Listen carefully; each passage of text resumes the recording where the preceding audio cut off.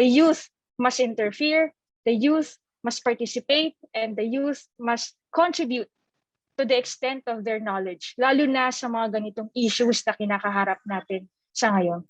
Ito ang iisang pangako ng humigit kumulang 50 youth advocates sa Pampanga na dumalo sa Kilos Kabataan Virtual Youth Forum.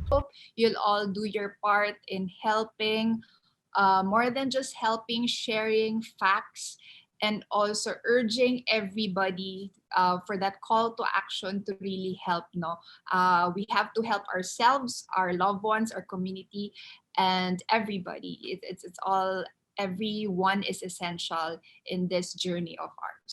Kasabay nito, nangako ang mga youth leaders na gagamitin nila ang kanilang boses at plataporma sa advokasya tungo sa paglaban sa mga infectious diseases, partikular ang human immunodeficiency virus at tuberculosis. COVID-19 should not restrict us completely on implementing these programs. Actually, COVID-19 has opened our eyes to a bigger world, has opened our eyes to more possibilities and probabilities. Layunin ng nasabing forum na paigtingin ang kamalayan, isulong ang prebensyon at kontrol, at gabayan ang mga youth leaders na manguna tungo sa pagbuksa sa mga nasabing sakit.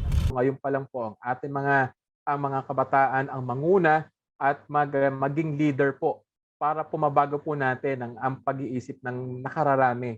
And then lalong-lalo na po sa usapin sa health po, hindi lamang po sa TB, sa HIV, kundi po sa ganun din sa COVID-19, sa lahat ng mga sakit po yan. Bukod dito, nais ng pagtitipon na ihayag na ang krisis dulot ng COVID-19 ay hindi pumigil sa Central Luzon na makiisa tungo sa End HIV at TB-Free Philippines campaign. We can only do it together, and we need all hands on deck, especially our youth ambassadors.